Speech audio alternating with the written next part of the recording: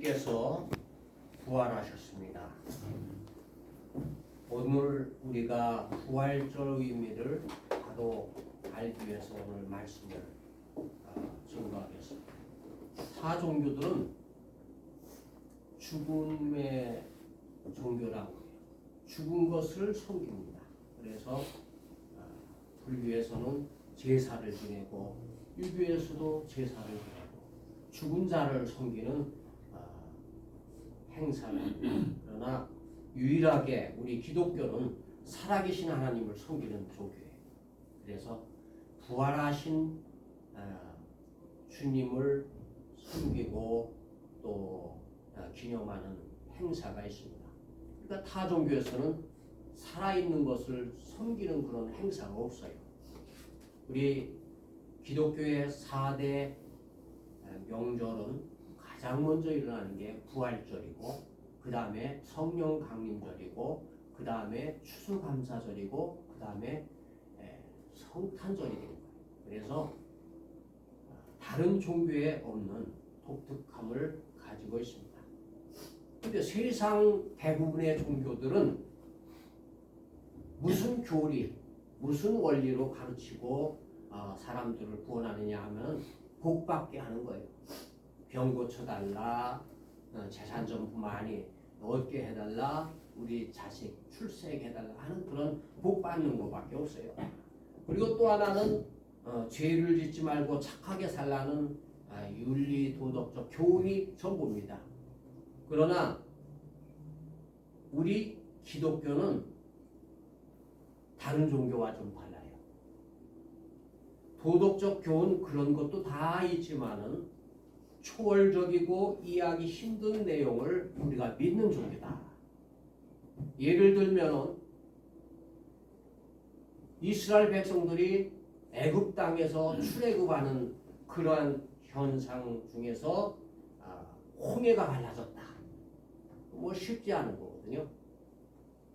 다른 나라 다른 종교를 믿는 사람들은 쉽게 이해하기 힘든 홍해가 갈라지는 기적이 일어났어요. 또 물도 없고 농토도 없는 광야에서 먹고 살도록 만나와 미추러기를 내려주는 기적이 나왔다. 그것도 쉽지가 않은 기적이거든요.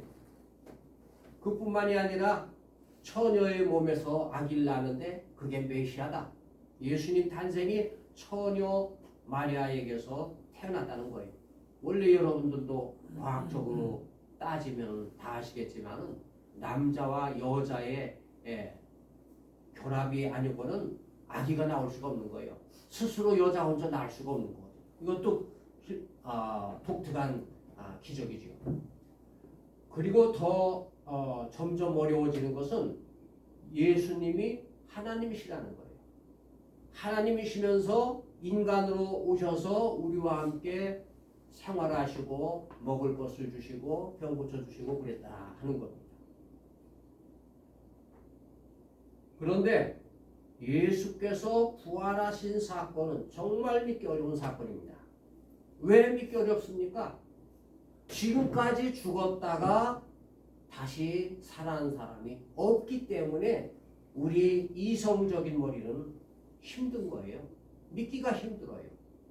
그러나 우리 기독교는 예수 부활을 친히 목격한 사람이 있었습니다. 예수님의 11 제자가 목격을 했고 500여 형제들이 부활하신 장면을 목격하고 승천하시는 장면까지 목격한 것이 500여 형제들입니다. 뿐만이 아니라 사도 바울이 증언을 하고 있습니다. 이 여러 사람들을 통해서 기독교가 탄생된 거예요. 그러니까 기독교라는 것은 교리로 되어진 게 아니라 예수께서 살아나셨다 하는 부활을 증언하는 증언자가 기독교인이야. 다른 게 기독교가 아니에요. 뭐 선행을 베풀라? 그건 당연히 우리 인간으로서 종교를 갖지 않아도 해야 되는 내용입니다. 그래서 신자들이라 하면은 2000년 동안 증언한 것이 바로 예수 부활하셨다. 그것이 기독교고 또 그렇게 증언하는 자가 기독교인이고 우리가 바로 증언자가 되어야 하는 겁니다. 그래서 오늘날의 기독교도 역시 마찬가지로 12제자처럼 500여 형제처럼 증언하는 것이 부활절이다 하는 겁니다. 우리가 오늘도 사도신경을 고백하잖아요. 거기에 보면 부활하신 주님을 믿는다는 것과 부활 승천하시고 다시 오셔서 우리를 심판하시고 휴거 당하게 이렇게 해주신다는 그런 고백이 바로 신앙 고백 아니에요? 그런데 이런 부활이 우리 경험이나 생각, 상식에도 배치되어도 믿는 것이 신앙이에요. 믿어지지 않아.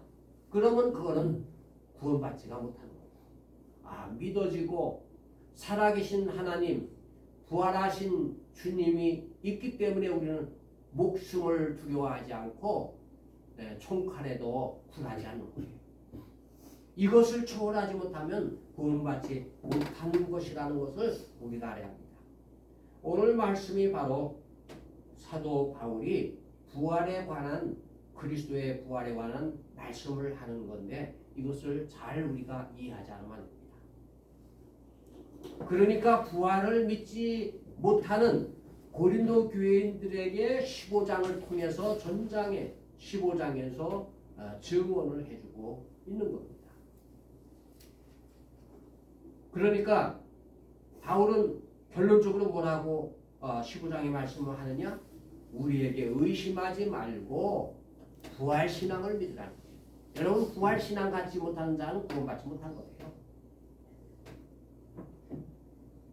부활신앙을 분명히 여러분은 믿습니까? 아멘. 못 믿는 자는 교회를 10년, 20년이 아니라 평생 동안 나와도 소용이 없는 겁니다.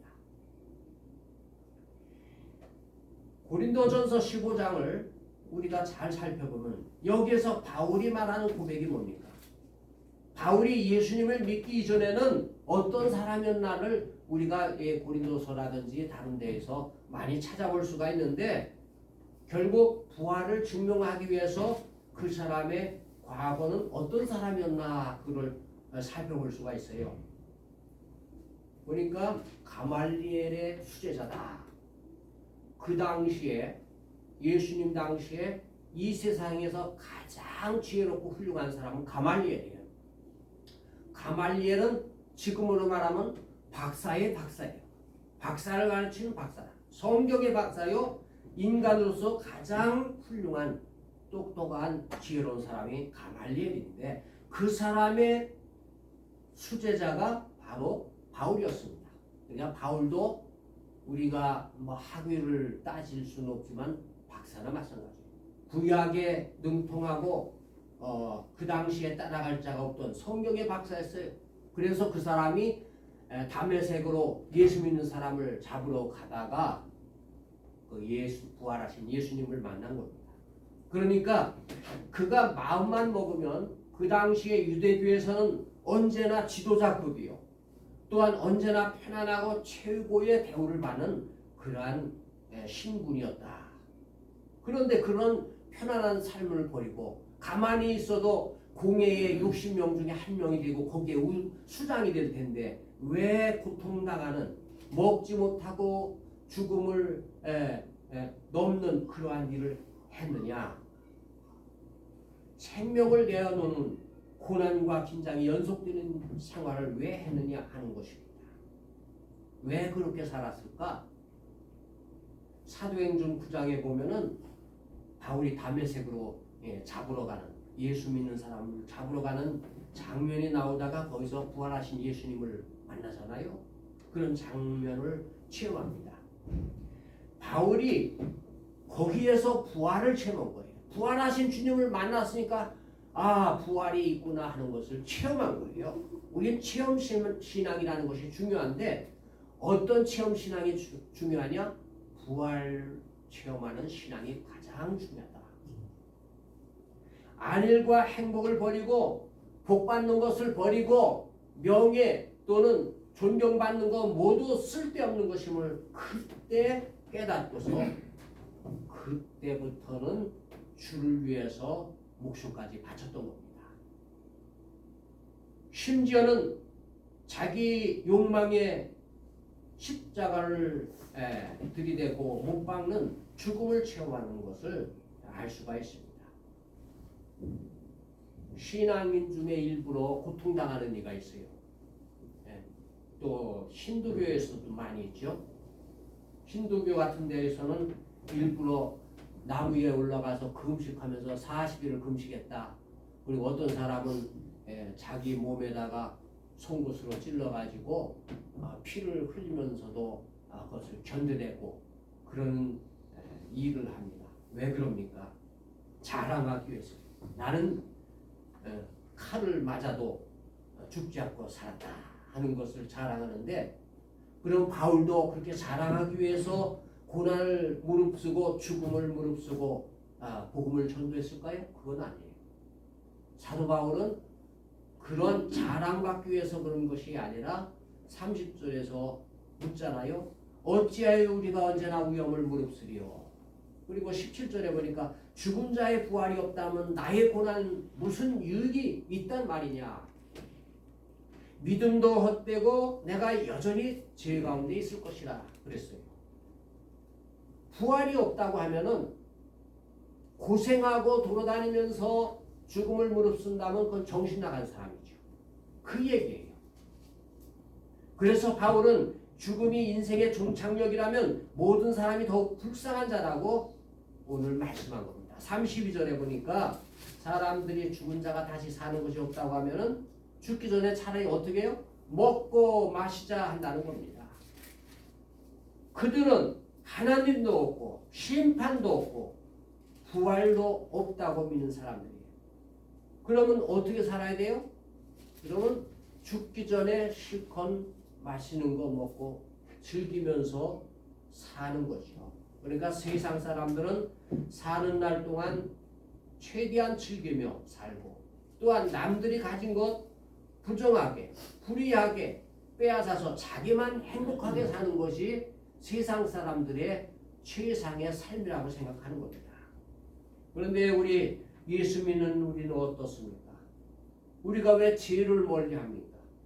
죄짐은 왜 안 되는 거예요? 그것은 우리가 죽었을 때 부활이 있고, 부활하면 심판대 앞에 가서 백보자 심판대에서 너는 죄를 가지고 있느냐 또 회개했느냐 그런 것을 판단해서 천국과 지옥이 갈리는 거예요.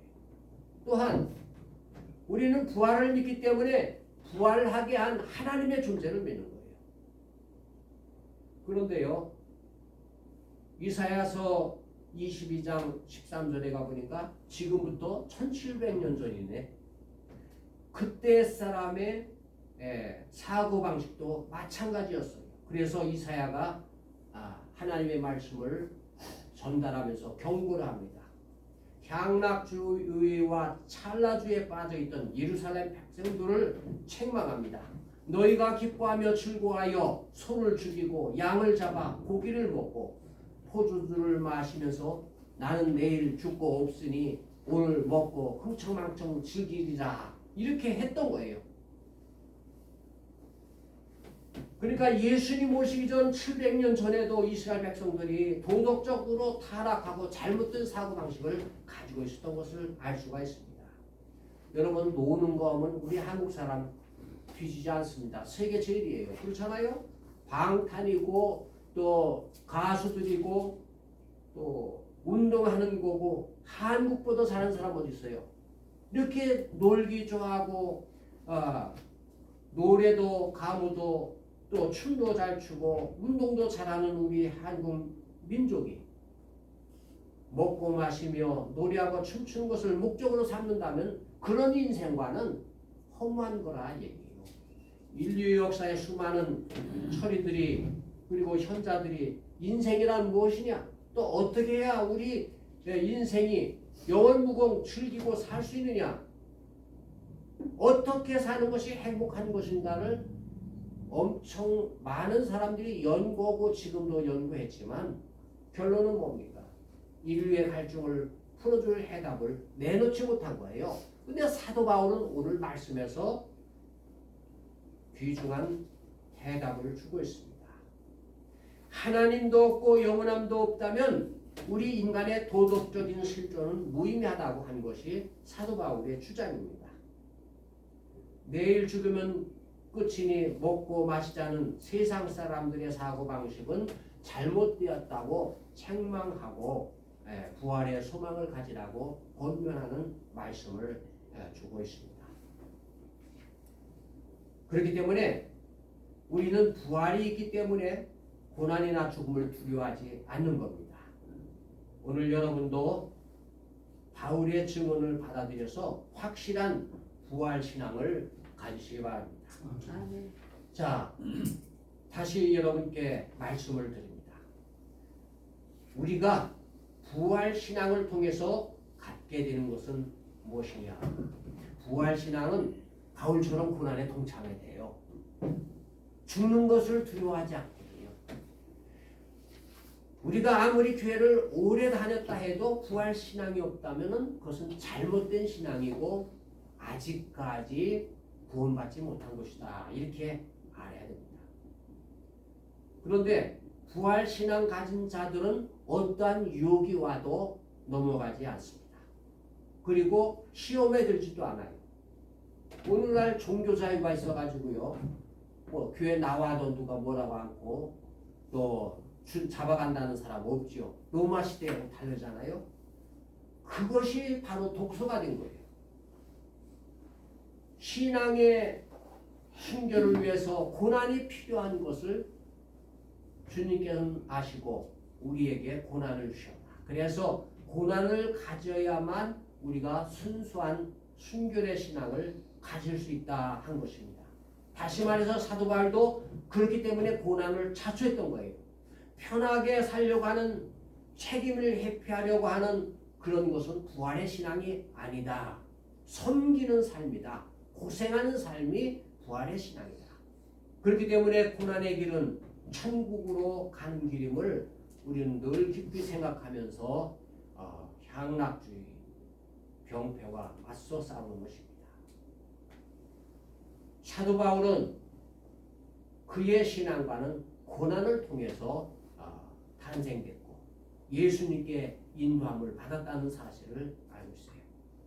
또 부활신앙은 34절 말씀대로 깨어 의에 행하고 죄를 범치 말아야 돼요. 부활신앙을 가진 사람은 죄를 범할 수가 없습니다.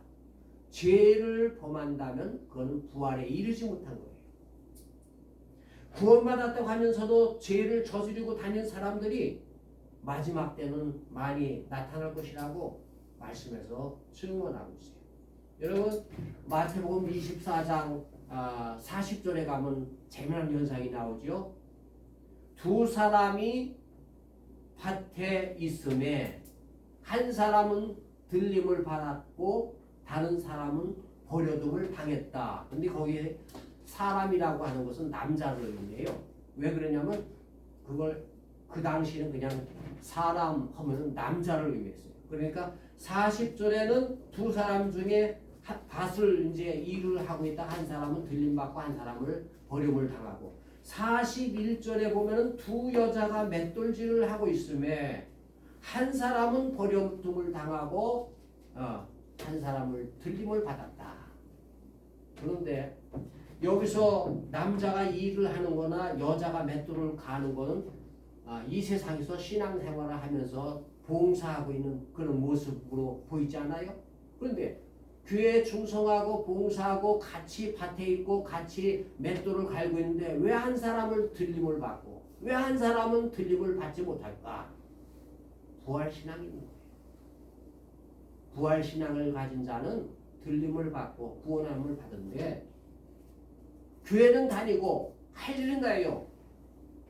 예물을 드리고 봉사활동도 하고 선교도 하고 다 했는데 구원받지 못한 거예요. 예수님께서 그렇게 말씀하신 겁니다.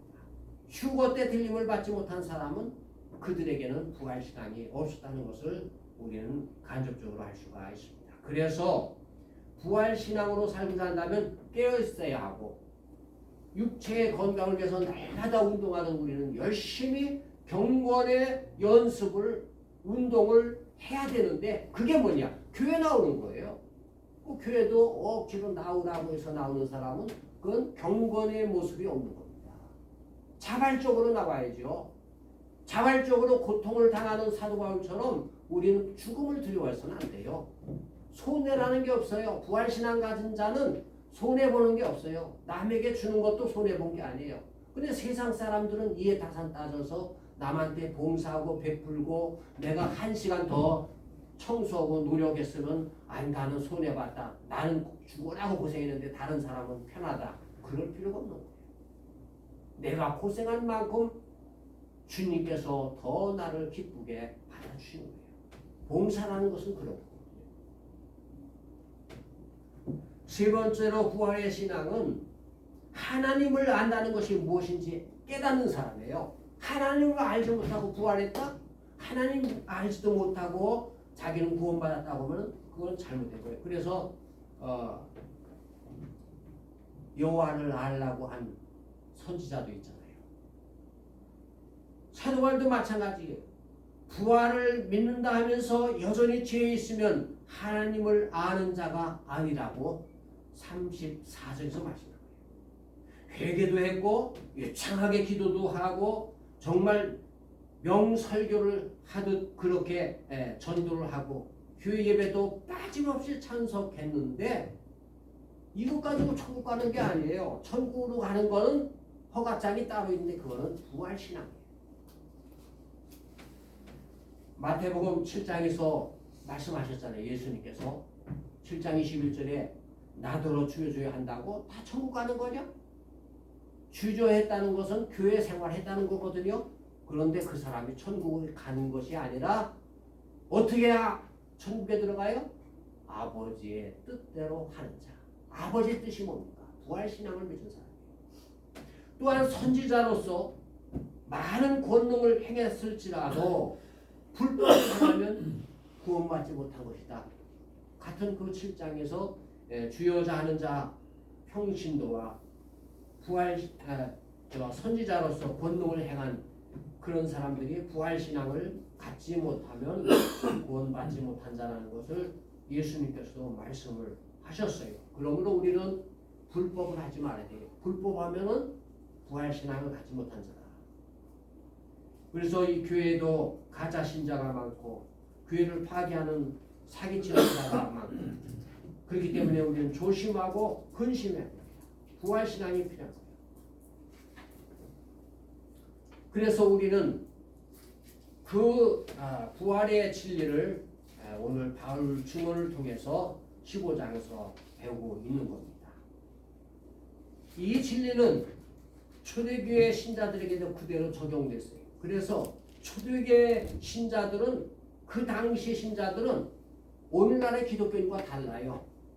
그때는 목숨 바쳐서 십자가에 매달려 죽고 사자굴에서 찢겨서 죽었잖아요.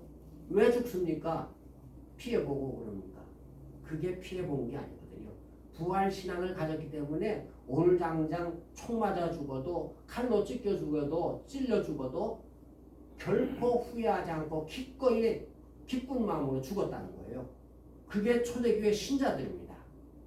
오늘날의 기독교인들은 그때와 좀 달라요. 초대교회 신자는 죽음을 두려워하지 않았어요.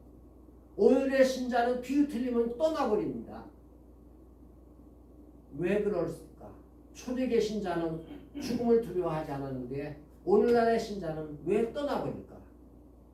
다른 게 아니에요.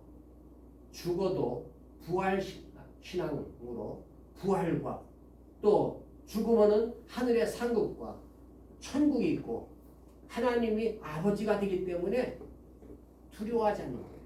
근데 오늘날은 그런 확신, 부활의 신앙이 없기 때문에 자기가 부족하다 생각하면 또 손해봤다 생각하면 떠나버려요. 그렇기 때문에 오늘은 우리가 초대교회 신자와 오늘날 나와 무엇이 다른가? 예수님 부활 때문에 다르다 하는 것을 아시기 바랍니다. 우리는 예수님의 부활을 믿었느냐 안 믿었느냐에 따라서 우리는 구원이 달라진다. 예수 믿다가 감옥에 갇혀도 사자굴에 던지거나 십자가에 매달려도 우리는 두려워하지 않는다는 사실을 아시기 바랍니다. 초대교회 신자들은 주님의 계명 말씀대로 살았어요. 부활 신앙을 믿었습니다. 전도하다 잡혀 죽더라도 부활하게 된다는 신앙을 믿었고 천국과 지옥이 있음을 믿었기 때문에 목숨 바쳐 충성한 겁니다. 그러나 오늘날 기독교회는 이기적이에요. 자신이 편리한 대로 사합니다. 편리한 대로 믿습니다. 불의를 행하고 속이고 싸우면서도 천국에는 들어가려고 합니다. 결론의 말씀을 드립니다. 우리가 부활신앙을 가지면 어떤 특혜가 있는가를 말씀드리고 말씀을 마칩니다. 부활신앙의 특혜 첫째는 예수님의 부활을 믿으면 우리도 부활하게 된다. 나도 부활하는 거예요. 인간의 생명이 이 세상 삶의 끝으로 끝나는 게 아니에요. 흙으로 돌아가는 게 아니에요. 육신은 흙으로 돌아가되 우리는 부활하게 된다 하는 것을 믿으시기 바랍니다. 둘째로는 예수님의 부활을 믿으면 천지 만물을 창조하신 어떤 분? 살아계신 하나님. 다른 종교는 우리 부처님하고 끝나지만 우리는 유대교와 기독교는 어떻게 하나님을 부르냐? 살아계신 하나님 이렇게 믿어요. 왜? 천지를 창조하셨기 때문에 그리고 부활하셨기 때문에 부활을 만드실 수 있기 때문에 살아계신 하나님이에요. 근데 그 하나님이 아버지가 되신 거예요. 우리가 부활신앙 가지면은 하늘 아버지가 생기는 겁니다. 죽으면 흙으로 사라진 자는 불신자들은 하나님을 인정을 안 해요. 그러니까 하나님 아버지가 없어요. 우리에게는 하나님 아버지가 계신 거예요. 그래서 하나님 아버지가 우리에게는 있게 된다는 것. 셋째는 예수님의 부활을 믿으면 죽은 자를 살리는 것으로 끝나는 것이 아니에요. 예수님께서 십자가에서 흘리신 보혈로 우리 죄사함을 받는 거예요. 우리 뭐 회개했다고 죄사함 받았다? 그거는 과정이고 완전한 구원이 아닙니다. 모든 사람이 죄사함을 받고 구원 얻게 되는 특혜는 어디서 오느냐? 보혈의 신앙에서 옵니다. 부활신앙, 보혈의 신앙. 보혈은 어디서 나와요? 십자가에 매달려 죽으신 예수님을 통해서만 나온 거예요. 그렇기 때문에 이 말씀을 또 들으려고 하면은 이건 복잡해지고 한참 들어야 되는데 히브리서를 공부를 해야 돼요. 히브리서에 양을 잡아 피를 흘려야만 속죄를 받는 겁니다. 구약의 죄 사함 받는 건 뭐예요? 우리가 회개해서 죄 사함 받는 게 아니라 양 한 마리를 주고 피를 흘리면 이 피를 보고 내 죄가 사했다 해서 용서함을 받았거든요. 그렇다면은 우리 인류 70억, 80억 되는 인구의 죄를 어떻게 회개할까? 안 되죠. 그래서 예수님의 보혈 한 가지로 인류의 모든 죄가 사함을 받았습니다. 바로 이것을 이 구원을 성취하기 위해서 주님이 고난을 받으셨고 또 십자가에서 보혈의 피를 흘리셨고 죽으셨다가 사흘 만에 부활하셔서 그 부활을 믿고 따르는 우리에게 큰 혜택을 주셨다. 우리는 부활의 신앙을 믿는 하나님의 자녀임을 믿으시기 바랍니다. 우리 다 함께 신앙 고백으로 오늘 말씀을 생각하겠습니다.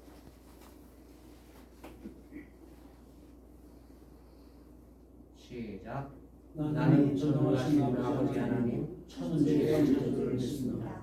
나는 그의 유일하신 아들 우리 주 예수 그리스도를 믿습니다.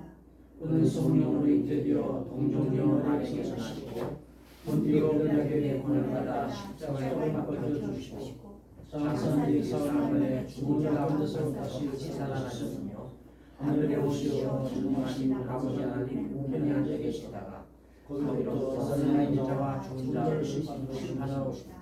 나는 성령을 믿으며 거룩한 공교회와 성도의 교제와 죄를 용서받는 것과 몸의 부활과 영생을 믿습니다.